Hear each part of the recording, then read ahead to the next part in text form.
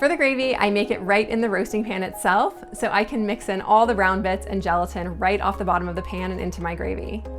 The general rule of thumb for gravy is that you want to match the proportion of fat to flour for making the roux, and then add broth to the desired consistency.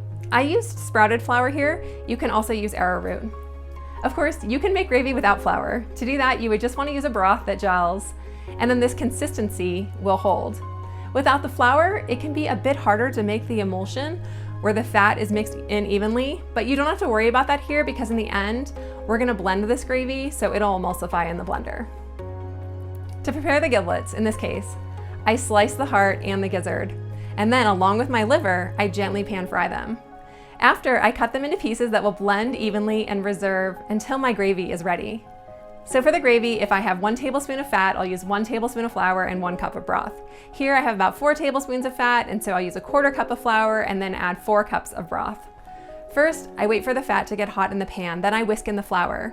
This flour is already a bit brown, so it's harder to tell, but usually you would keep mixing until the flour starts to brown just a little bit in the fat before adding the first bit of broth. When you see that browning, you add the broth bit by bit, making sure that each addition is incorporated well before adding more. Each time I try to scrape up more of the brown bits from the bottom of the pan until I've incorporated all of them. When you've added all of your broth, bring to a boil. If the consistency is not right, feel free to add a little bit more broth or to boil down for a few more moments if needed.